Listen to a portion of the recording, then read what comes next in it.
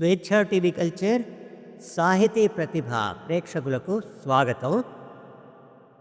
ప్రస్తుత కార్యక్రమం జీవనాడి 71లో కాళోజీ కథ లంకా పునరుద్ధరణ వినిపించబోతున్నాం.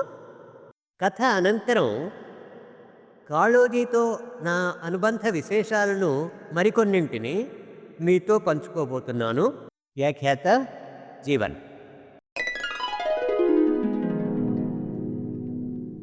జీవనాడి 70లో కాళోజీ సాహిత్య వివేచన చేశాం గనుక మళ్ళీ ఆయనను పరిచయం చేయాల్సిన అవసరం లేదు. ఆయన రాసిన లంకా పునరుద్ధరణ అనే ప్రస్తుత కథను పరిశీలిద్దాం. కవిత్వం రాసినంత విరివిగా కథలు రాయకపోయినప్పటికీ కాళోజీ కథల్లో నాటి సామాజిక స్థితిగతులు కనిపిస్తాయి. ఆయన కథలు సూటిగా, స్పష్టంగా, క్లుప్తంగా ఉండి పఠితలను ఆలోచింపజేస్తాయి. ఆయన కథల్లో మనకు ఏదో ఒక సందేశం ఉంటుంది. ఆయన వ్యంగ్యాన్ని ఆశ్రయించినప్పుడు సమాజానికి చురకలంటిస్తాడు. అన్యాపదేశంగానైనా ఏదో ఒక హితబోధ చేస్తాడు. తన కథల ద్వారా ఆయన సామాజిక పరివర్తన కోరుకున్నట్టు అనిపిస్తారు. కవిత్వంలో లాగానే ఆయన కథల్లో కూడా మనకు తెలంగాణ మాండలికం, నుడికారాలు స్పష్టంగా కనిపిస్తాయి. ప్రస్తుత కథ లంకా పునరుద్ధరణ విషయానికి వస్తే, ప్రాచీన కాలాల నుండి రాజులు, సమ్రాట్టులు రాజ్య విస్తరణ కాంక్షతో రక్తపాతం సృజించి వాటిని ఆక్రమిస్తారు. మరికొన్ని సందర్భాల్లో మాయోపాయాలతో ప్రభువులను మార్చి తమకు విధేయులైన వారికి పట్టం కడతారు.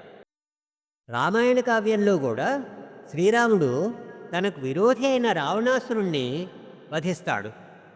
విశేషమేమంటే రావణాసురుని తమ్ముడైన విభీషణుడే రాముడికి సహాయం చేస్తాడు. తరువాత లంకలో అలజడులను అణిచి రాజ్యాన్ని విభీషణునికి అప్పగిస్తాడు శ్రీరాముడు. ఈ కథాంశాన్ని ఆధారం చేసుకుని లంకా పునరుద్ధరణ అనే కథ అల్లాడు కాళోజీ. రాజ్య విస్తరణకాంక్ష, అందుకు అనుసరించే విధానాలు, వాటి ఉచితానుచితాలతో సహా ప్రస్తుత ప్రపంచానికి ప్రపంచ ఆధిపత్యం సాధించాలనుకునే అగ్రరాజ్యాల కుయుక్తులకు అన్వయించాడు కాళోజీ. శ్రోతలను ఆకట్టుకునేట్టుగా, సూటిగా, సులభంగా చెప్పిన కాళోజీ కథ లంకా పునరుద్ధరణ ఇప్పుడు వినండి. కథ లంకా పునరుద్ధరణ. కథారచయిత కాళోజీ నారాయణరావు.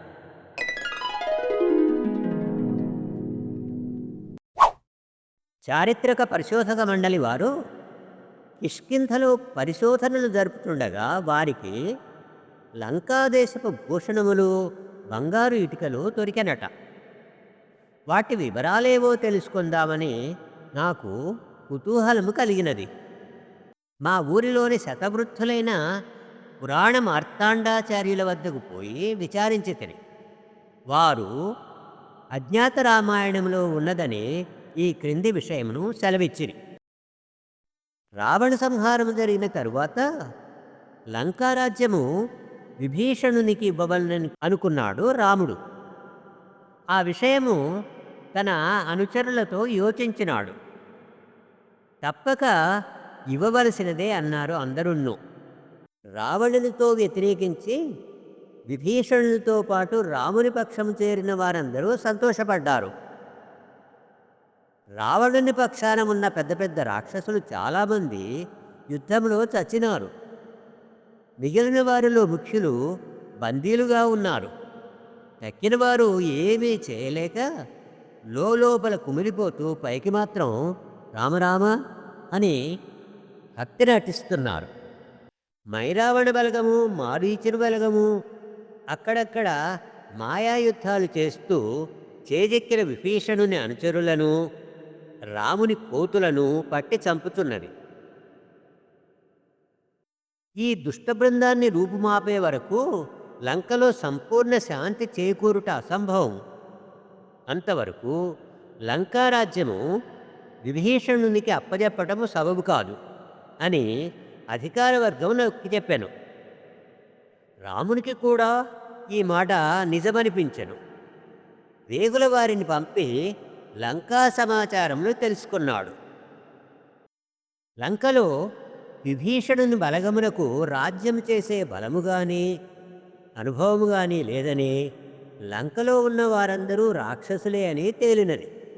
మారీచుని బలగము మైరావణుని బలగము నాశనమయ్యే వరకు, లంకలోని రాక్షసుల నడవడి బాగుపడినదనే తోచే వరకు విశ్వాసపాత్రులైన తన వానర వీరులకే అక్కడి పెత్తనము అప్పజెప్పుట మంచిదని నిర్ణయించుకున్నాడు రాముడు. ఈ విషయము విభీషణునికి చెప్పగా అతడు మహాప్రసాదమన్నాడు. రాముడు తన మేలు కోరేవాడని గట్టి నమ్మకము, అది నిజము కూడాను. హనుమంతుని పిలిచి, ఏమో ఏ హనుమంతుడా, లంకా పెత్తనము తీసుకుంటావా అని అంటే, స్వామి, నాకిటువంటి గొడవలేమీ తెలియవు, నేను నీ భక్తుడను, నిన్ను క్షణము వదలలేను, నీవు ఎక్కడ ఉంటే నీ దాసుడు అక్కడే ఉంటాడు అని చెప్పినాడు. సుగ్రీవుని పిలిచి, నీకు తప్పదన్నాడు రాముడు. అతడు, మరి నా కిష్కింధనేమి చేయమంటారు మహాప్రభు, నేనుండలేను, కానీ మా మేనమామ ఇప్పుడు నాకు బదులుగా కిష్కింధలో రాజ్యం చేస్తున్నాడు, నేను అక్కడికి చేరగానే ఆయనను పంపిస్తాను. అతడు ఎక్కువ లోకానుభవం గలవాడు, ఇటువంటి సంధికాలాలు చాలా చూచినాడు. లంకలో అన్ని తెగల వారిని ఒకే రేవులో నీళ్లు తాగిస్తాడు. మేము చాలా కాలం నుండి ఇళ్ళు వాకిళ్ళు విడిచి ఉన్నాము. ఇళ్లకు చేరగానే ఇక్కడ పనిలేక ఉన్న సమర్థులందరినీ మామగారి సహాయార్థం పంపిస్తాను. 6 నెలల్లో లంక దేవభూమిగా వెలిగిపోతుంది. మీరు నిశ్చింతగా అయోధ్యకు వేంచేసి పట్టాభిషేకం చేసుకొనండి. ఇక్కడి పరిస్థితి చక్కబడినదని వార్త రాగానే ఒక మంచి ముహూర్తాన అందరము వచ్చి విభీషణుని పట్టము కట్టివేతాము అనెను. సుగ్రీవుని సలహా రామునికి 16 వీసాలు నచ్చినది. రాముడు తన పరివారంతో అయోధ్యకు ప్రయాణమైనాడు. ఆయనతో విభీషణుడు బయలుదేరినాడు. సాగనంపుటకు వచ్చిన లంకాజనులకు విభీషణుడు ఇట్లు చెప్పినాడు: శ్రీరాముని దయచేతను మహాబలపరాక్రమ సంపన్నులైన వానర వీరుల సహాయం చేతను మన లంకకు రావణుని పీడ వదిలినది. కానీ ఇంకనూ రాకాసితనం బొత్తిగా మాసిపోలేదు. దుష్టులు అక్కడక్కడ తల ఎత్తుతున్నారు. అంతటను శాంతి కుదరలేదు. మనము అనుభవం లేని వారము. అందుకని మన లంకలోని దుష్టశక్తులు అణగదొక్కబడి పరిస్థితులు చక్కబడేదాకా ఇక్కడి రాజ్యభారం మీరే వహించండి అని శ్రీరాముని నేను వేడుకొంటిని. వారు నా మనవిని పాలించిరి. ఇప్పుడు శ్రీవారి ఆజ్ఞానుసారము సుగ్రీవుల వారి మేనమామగారు కొన్నాళ్లపాటు లంకను ఏలెదరు. వారికి సహాయముగా కిష్కింధ నుండి మరియు అయోధ్య మొదలగు ప్రాంతాల నుండి ఎందరో కొమ్ములు తిరిగిన పెద్దలు వచ్చెదరు. మీరందరూ వారి కనుసన్నలలో మెలుగుతూ దుస్తులను అణుచుటలో, లంకలో 4 మూలలా శాంతి నెలకొల్పుటకు వారికి అన్ని విధాలా తోడ్పడండి. వారు మనలను ఉద్ధరింపవలసిన దేవతలని మరవకండి. వారికి ఏ విధమైన కొరత జరగరాదు. అది నా కోరిక. మీరందరూ మన్నింతురని ఆశించుతున్నాను అని చెప్పి రామునితో పాటు అయోధ్యకు వెళ్ళినాడు. సుగ్రీవుని మామ లంకకు అధిపతి అయినాడు. సుమంతుని మేనల్లుడు మంత్రి అయినాడు. కిష్కింధలోని చిన్న కోతులు పెద్ద కోతులు తండోపతండములుగా వచ్చి చేరినవి. ఆధిపత్యములు అధికారములు పంచుకొన్నవి. విభీషణుని అనుచరులు వచ్చిన వారందరికీ అతి వైభవముగా స్వాగతం ఇచ్చినారు. రావణ సంఘమునకు కూడా ఆ స్వాగతోత్సవములలో పాల్గొనక తప్పలేదు. కొన్నాళ్ల పాటు ఉత్సవములతోనే గడిచినది. అక్కడ అయోధ్యలో రాముడు, కిష్కింధలో సుగ్రీవుడు తమ తమ రాజ్య కార్యములలో నిమగ్నులై ఉన్నారు.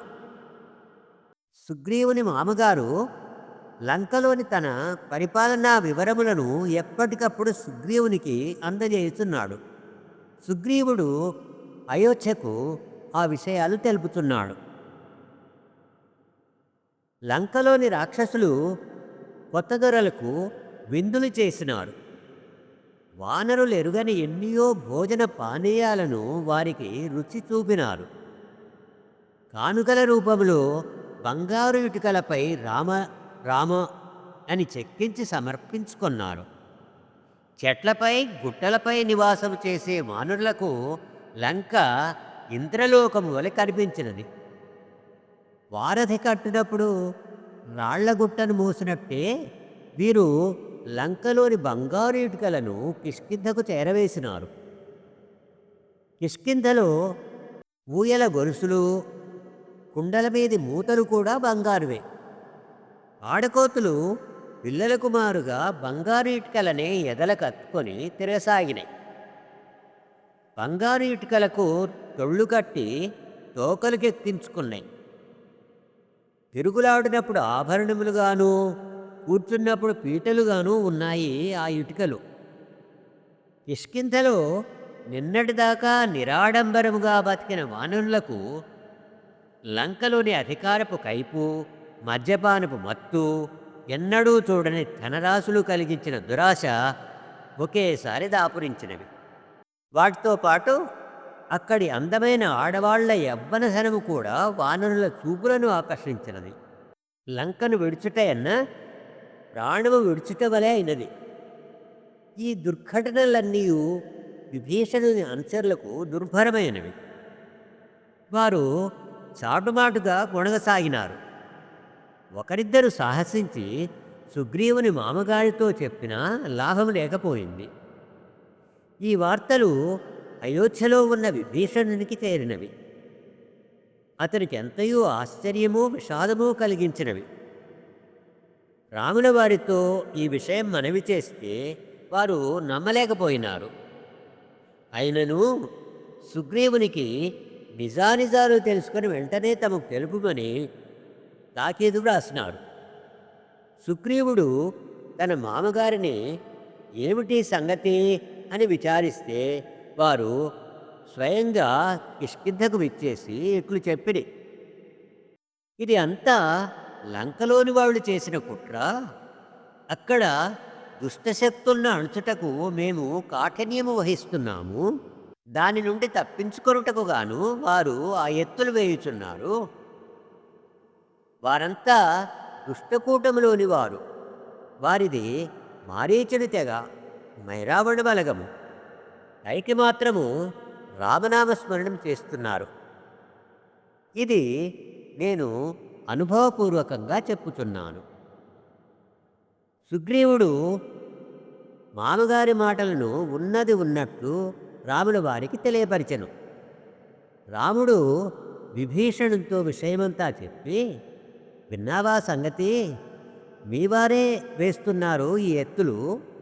నేను లంకలో వ్యవహారాలు చక్కబెట్టుటకు పంపినవారు సామాన్యులు కారు. వారందరూ దేవతలు. రావణ సంహారమునకు నాకు తోడ్పడుటకు వానరులుగా జన్మించినారు. మీ లంకలో పుట్టిన వారందరూ రాక్షసులే అని నాకు చారుల వలన తెలిసినది. అదే నిజమని తోచుతున్నది. ఇకనైనను ఇటువంటి వార్తలు నమ్మకు. ఇటువంటి దుష్ప్రచారములు చేయవద్దని మీ వాళ్లను మందలించుమని అనెను. పాపము విభీషణుడు ఈ మాటలకు నోరెత్తజాలలేదు. సిగ్గుతో తలవంచుకొనెను. శ్రీరాముడు సుగ్రీవునికి వ్రాసినట్లే సుమంతుని మేనల్లునకు కూడా వ్రాసెను. అతడును సుగ్రీవుని మామ వల్లనే సమాధానమిచ్చెను. విభీషణునకు ప్రాణ సంకటముగా ఉండెను. లంక నుండి తన వారు పంపుతున్న వార్తలు రాను రాను మరింత ఆందోళనము కలిగిప్పసాగెను. తాను లంకను విడిచి దాదాపు 6 నెలలు కావచ్చింది. ఇక అతడు అయోధ్యలో ఉండలేకపోయాను. సత్వరమే లంక చేరెను. అతడి పరిస్థితులు నిజముగానే భయంకర రూపము దాల్చి ఉండెను. లంకలో రావణుని అనుయాయులైన రక్కసులెవరో, రాముని నమ్మిబట్టులైన వానరులెవరో చెప్ప వీలు లేకుండెను. భేదము కేవలము రూపమునందే మిగిలిన.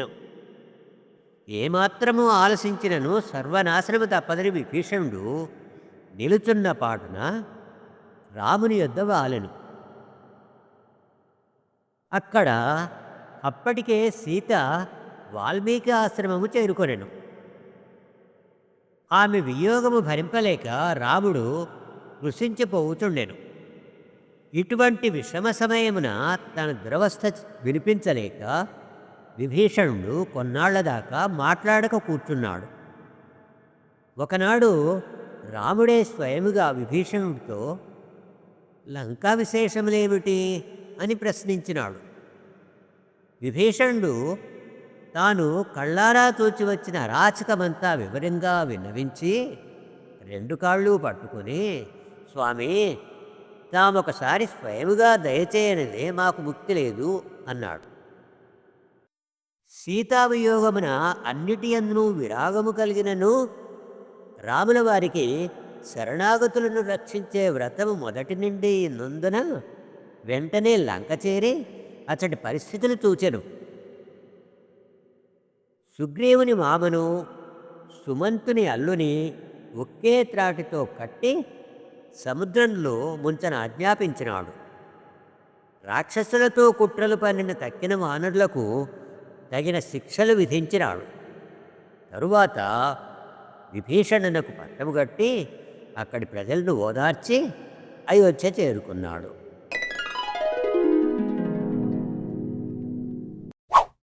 ఈ కథ ఇంతటితో సమాప్తం. కాళోజీతో నాకున్న మరికొన్ని అనుబంధాలను మీతో పంచుకుందాం అనుకుంటున్నా. కాళోజీ గొప్ప చమత్కారి. ఓసారి ఆయన బ్యాంక్కి వెళ్ళాడు, కొంత డబ్బులు విత్డ్రా చేసుకున్నాడు. ఎప్పట్లానే అక్కడ ఓచర్ ఇచ్చాడు క్యాషియర్. ఓచర్ మీద సంతకం తీసుకున్నాడు. 2 సంతకాల్లో తేడా వచ్చింది. ఇంకో ఓచర్ ఇచ్చి, సార్ ఇంకో సంతకం చేయండి అన్నాడు. మళ్ళీ ఇంకో సంతకం చేశాడు. వాడు ఏమీ అనలేక, సార్ 3 సంతకాలు 3 తీరుగా ఉన్నాయి, ఏం చేయను, అన్నీ ఒక్క తీరుగా ఉంటే కాళోజీ ఎట్లయితాడయా అన్నాడు కాళోజీ. మరో ఘటన.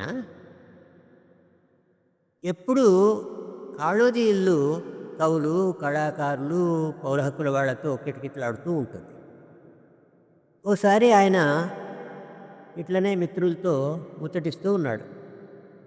ఇంతలో ఇంటి ముందుకు ఓ కూలి మనిషి వచ్చి, ఈడ పనికొచ్చేటోళ్ళు ఎవరైనా ఉన్నారా అని అడిగిండు. ఆయన చూసండి రానే, మనమంతా పనికిరాని వాళ్ళు అన్నమాట అన్నాడు కాళోజీ. వరంగల్లో ఒక సంఘటన జరిగింది, గుర్తు చేయాలి మీకు. ఎమర్జెన్సీ 1975 జూన్ 25 తారీఖున ఎమర్జెన్సీ విధించబడ్డది. అర్ధరాత్రి. మనకు అన్నీ అర్ధరాత్రులే కదా జరిగేవి. స్వతంత్రం కూడా అర్ధరాత్రి వచ్చింది. తెల్లవారే వరకు లక్షల మందిని, దాదాపు 1,00,000 మందికి ఎక్కువ, తన రాజకీయ ప్రత్యర్థులనైతేనేమి, రచయితలనైతేనేమి, కవులనైతేనేమి అరెస్ట్ చేసి జైల్లో పడేసింది ఇందిరాగాంధీ. దాదాపు అందులో తెలుగు కవులు 42 తెలుగు కవులు ఉంటే, అదృష్టం దురదృష్టం నేను కూడా అందులో ఉన్నా జైల్లో. ఆ ఎమర్జెన్సీ కాలంలో ఒక సంఘటన జరిగింది. ఆ ఎమర్జెన్సీ విధించినప్పుడు దాన్ని నిరసనగా వరంగల్లో ప్రదర్శన చేద్దామనుకున్నారు వీళ్ళు. ఎమర్జెన్సీని ఖండిస్తూ దాన్ని నిరసనగా మౌన ప్రదర్శన చేద్దాం, నల్ల బ్యాడ్జీలు ధరించి, అలాగే మూతికి నల్ల బట్ట ధరించి. సరే, కొంతమంది సమావేశమయ్యారు. ఓ 50-60 మంది. ఒక 25 మంది మాత్రం చాలా గట్టిగా చెప్పారట, ఘాటుగా, మేము తప్పకుండా ప్రదర్శనకు వస్తాం మీతో పాటు అని. సరే, తెల్లవారింది, ఎవడు రాలేదు. ఉన్న 25 మందిలో కూడా ఎవరికి చెప్పినా కానీ ఏదో కారణాలు చెప్పి తప్పించుకున్నారు. మిగిలింది ఒక్కడే కాళోజీ. ఆయన ఒక్కడే నోటికి గుడ్డ, నల్లటి గుడ్డ ధరించి, ఒక దీన్ని ఏమంటారు, ప్లకార్డ్ ధరించి వరంగల్ వీధులు ఊరేగాడు. అంతటి అంతటి వాడు కాళోజీ.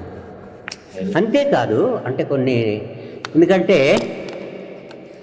ప్రత్యక్షంగా ఆయన్ను చూసిన మాత్రమే కాకుండా ఆయనతో అనేకమైనటువంటి అనుభవాలు ఉన్నాయి నాకు వ్యక్తిగా. అంటే వ్యక్తిగతంగా అంటే ఇప్పుడు నాకు శేషగిరి తెలుసు, లేదా మా ఆంజనేయులు సార్ తెలుసు, లేకపోయినట్టయితే మా చిన్నయ్య గారు తెలుసు, ఇట్లా అనటం, లేకపోతే మరొక మిత్రుడు తెలుసు అనేది కాదు. ఆ ఒక మహానుభావుడు. ఎందుకంటే సమాజాన్ని మార్పులో దోహదం చేసినటువంటి అనేక మంది శ్రీ లాంటి వాళ్ళు కానీ, లేకపోతే ఇలాంటి ఎంతోమందితో నాకు అనుబంధాలు ఉండేవి. ఈయనని మొదటిసారిగా, మీరేమీ అనుకోకపోతే, మొదటిసారిగా ఆయన నేను చూసింది ఏంటి అని అంటే, అప్పుడు శ్రీశ్రీ మరణించినప్పుడు 1983లో సంస్మరణ సభ ఇక్కడ పెడుతున్నాం ఖమ్మంలో. ఆయనని సంస్మరణ సభకు ఆహ్వానించడానికి వెళ్ళాం. ఎవరిని? కాళోజీని. ఆయన అడ్రస్ అని ఎందుకు ఒకసారి, మీ అడ్రస్ ఎక్కడ అంటే, ఏందా నువ్వు వరంగల్కి వచ్చి కాళోజీ ఇల్లు ఇక్కడ అంటే చెప్పని వాడు ఎవడన్నా ఉంటాడా అన్నాడు. అమ్మో, అది నిజమే కదా. వరంగల్కి పోయి కాళోజీ అంటే చెప్పని వాడు ఎవడన్నా ఉంటాడా? సరే, అది ఆయన ఇల్లు మనం వెతుక్కుని పోవాల్సి వచ్చింది అదాలత్ వెనక. వెళ్ళిన తర్వాత మిట్ట మధ్యాహ్నం ఎండాకాలం, మే కదా అది, జూన్లో. ఎండలోనే పోయా. నువ్వు బాగా ఎండలో పడి వచ్చినావు, ఎక్కడి నుంచి వస్తుంది అన్నాడు. ఇట్లా ఖమ్మం నుంచి వచ్చిందండి అన్న. ముందు ఆయన పక్కనే చూసరిగా కుండ ఉంటుంది, చల్లటి నీళ్లు. ఏముంది, కింద ఒక చాపర్చుకొని కూర్చుంటాడు. ఇట్లా కూర్చొని ఉన్నాడు. సరే, మంచినీడు ముంచుకొని పోయి నెత్తిని జలుపుకోవచ్చు, ఎడలబడి వచ్చినావు అన్నాడు. నెత్తి నీళ్లు జలుపుకొని కూర్చుంటే, అన్న తిను అంటే, లేదండి తినొచ్చాను. తిన్నవా? నిజమేనా? సరే, ఎందుకు వచ్చినావు చెప్పు, ఎక్కడి నుంచి వచ్చారు? సరే, ఖమ్మం నుంచి వచ్చారు, శ్రీశ్రీ వర్ధన్కి ఉంది, మీరు రావాలి అని అన్నాం. ఎప్పుడు? ఫలానా డేటు, వస్తపు అన్నాడు. మీకు ఏర్పాట్లు, ప్రయాణ ఏర్పాట్లు అంటే, నాకేం ఏర్పాట్లు, నేను అక్కడ బండి ఎక్కుతా, అక్కడ దిగుతా. ఆయన మొత్తానికి అయితే ఫలానా రోజు సాయంత్రం 5 గంటలకి అన్నా. ఒక అదేంటి అని అంటే, మనకి ఎప్పుడు ఉన్నటువంటిదే కదా. 10ంటికి అనుకుంటే 12ంటికి మనం మొదలు పెడతాం. ఆ వల్ల ఎందుకో నేను నాకు ఇన్స్టిట్యూట్ నడుపుతూ ఉన్నటువంటి రోజులు, ప్రగతి ట్యూటర్లు గారిది నడుపుకుంటున్నా. 4:30 నుంచి నిజాన్ని 4:30 నేను ఫ్రీ అవ్వాలి. ఎవరు నెక్స్ట్ టీచర్ రాకపోతే కొంచెం ఎక్స్టెండ్ చేసుకుంటున్నా. 5ంటికి ఆయన వచ్చి టెన్షన్గా సెంట్రల్ లైబ్రరీ వేదిక ఆయన వచ్చి కూర్చున్నాడు. కార్యకర్తలు అప్పుడే బ్యానర్లు గడుపుతున్నారు. రాగానే, జీవన్ ఎక్కడా అన్నాడు. జీవన్ సార్ వస్తాడంటే, వస్తాడా? 5ంటికి సభ చెప్పాడు. ఉరుక్కుంటూ వస్తే పోయే వరకు, నువ్వు 5ంటికి అన్నావు కదనా, ఎక్కడున్నావు ఇప్పటిదాకా?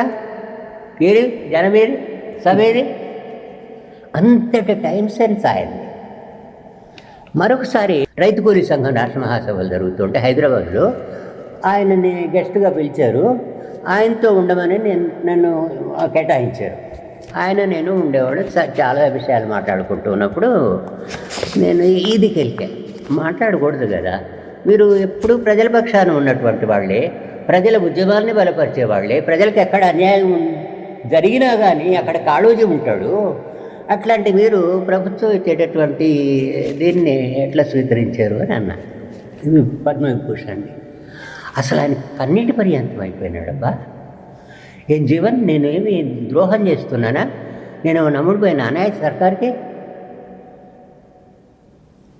అసలు ఎట్లా అయిపోయింది అని అంటే, మనిషిని క్షమించండి, నేను అజ్ఞానంతో అన్నటువంటి మాట మన్నించండి అనాల్సి వచ్చింది. అంతగా అయ్యేటటువంటి హృదయం. మరొకసారి ఈ కాచనపల్లిలో ఎన్కౌంటర్ జరిగింది ఎలక్షన్ల ముందు. అప్పుడు ఎంపీగా పోటీలో ఉన్నటువంటి వాడు ఒకడు మాజీ పోలీస్ అధికారి రంగనాయుడు, వాడి పేరేంటి, డీజీపీగా వాడి చేయించాడు.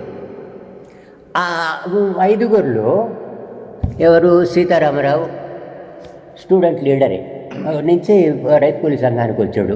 అతని భార్య సుసేన, ఆ అమ్మాయి గర్భవతి. వాడు బుల్లెట్ అది కడుపులోనంటే వాడు ఏమంటారు, అది భ్రూణ హత్యల, నరహంతలు, శిశుహంత కాదు, భ్రూణ హత్య. అమ్మాయిని పసిగుడ్డు లోపల ఉంది. తర్వాత మరొక ప్రజా కార్యకర్త, ప్రజా ఉద్యమ, ఆమె ఒక మండలాధ్యక్షురాలు చింతలక్ష్మి, ఆమె పరశురాముడు అందులో ఉండేటటువంటి వాడే. ఒక అజ్ఞాత దళ నాయకుడు ఒక్కడు తప్ప మిగతా వాళ్ళంతా ప్రజల మధ్యలో ఉండేటటువంటి వాళ్ళే. వేరు ప్రాంతాల్లో తీసుకొచ్చి చంపేసి ఆ గుట్టల మీద పడేస్తే ఎంత వాళ్ళని చూసేటప్పటికి ఏమిటి అని అంటే పురుగులు పడి లుక్కలుకలాడుతున్నవి ఆ శవాన్ని చూడటానికి. వాళ్ళ నాయకులతో పాటు నేను వెళ్ళినప్పుడు చాలా ఘోరమైనటువంటిది. అప్పుడు కాచనపల్లి మీద ఒక పాటల పుస్తకం వచ్చింది, పాటల క్యాసెట్ వచ్చింది. మీరు చాలామంది కాచనపల్లి పాటలు వినే ఉంటారు. దాన్ని ఆవిష్కరణకు కాళోజీని పిలిచాం.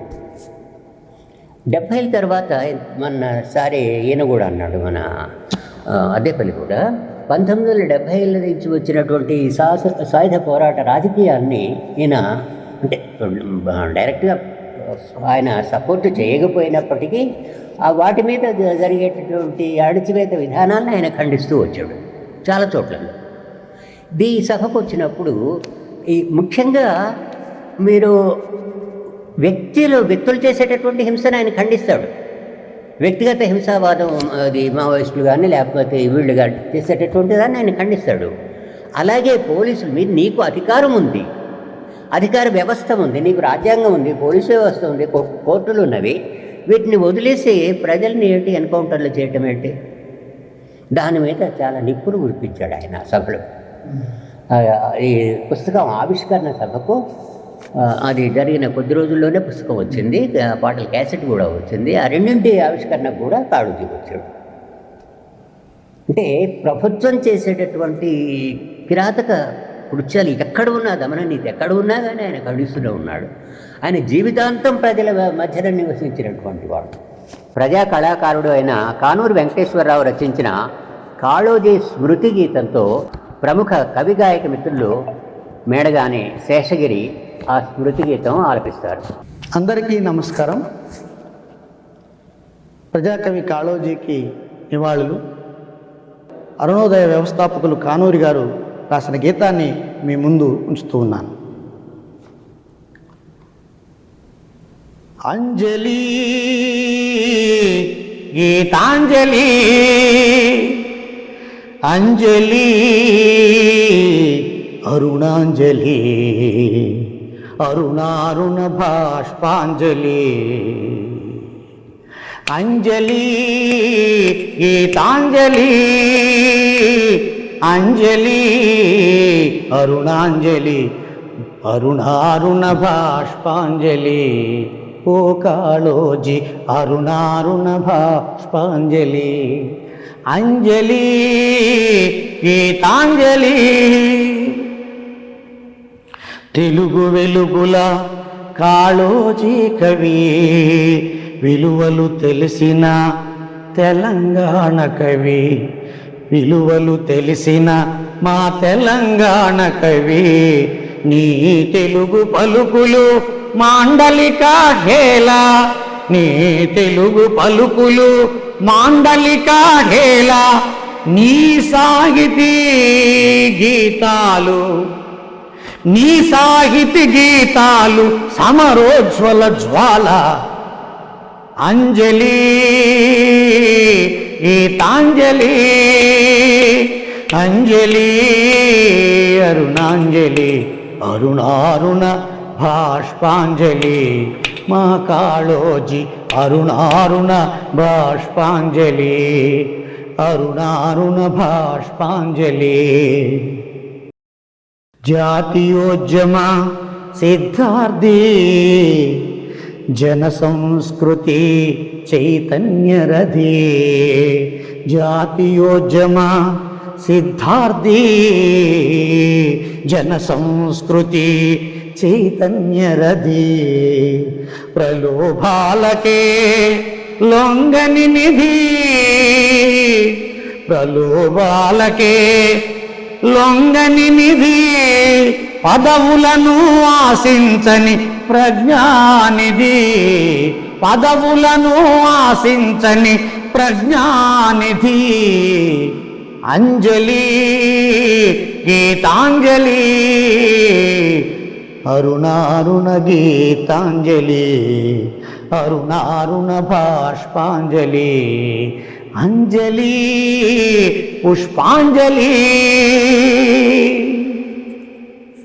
క్రోధం వస్తే హిరణ్యాక్షునివే మోదం వస్తే హిమాంశురాయివే క్రోధం వస్తే హిరణ్యాక్షునివే మోదం వస్తే హిమాంశురాయివే నీ పసి నవ్వులు మాకు మల్లెలా మాలలు నీ పసి నవ్వులు మాకు మల్లెలా మాలలు నీ తిట్లన్నీ మాకు బ్రహ్మ దీవెనలు అంజలి గీతాంజలి అంజలి అరుణాంజలి అరుణారుణ భాష్పాంజలి మా కాళోజీ అరుణారుణ కాళాంజలి అరుణారుణ కళాంజలులు మీకు ఓ కాళోజీ అరుణాంజల గీతాంజలి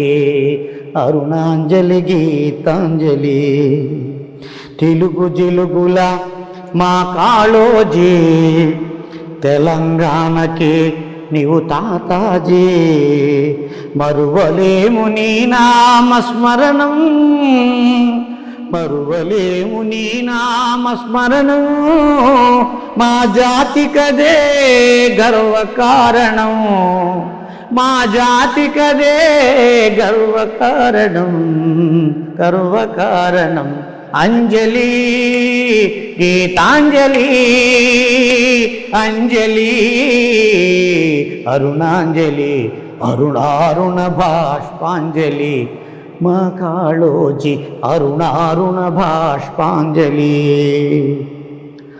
క్రోధం ఖేదం హసనం నీదరహాసం ఏవి వచ్చినా మాకు భావోద్వేగం క్రోధం ఖేదం హసనం నీదరహాసం ఏవి వచ్చినా మాకు భావోద్వేగం ఆగదు మా అశ్రువుల ధారాపాతం ఆగదు మా అశ్రువుల ధారాపాతం అల్ప సంతోషి అరుదైన మహామనీషి అల్ప సంతోషి అరుదైన మహామనీషి అంజలి గీతాంజలి అంజలి అరుణాంజలి అరుణారుణ భాష్పాంజలి ఓ కాళోజీ అరుణారుణ భాష్పాంజలి మా కాళోజీ. ఈ కార్యక్రమం ఇంతటితో సమాప్తం. వచ్చే వారం జీవనాడి 72లో నేటి కవిత శీర్షికన ఆదివాసీ కవయిత్రి కుంచ కళ్యాణి కవిత్వం కంకపొద పరిచయం చేయబోతున్నాం. అంతవరకు సెలవు. మీ జీవన్.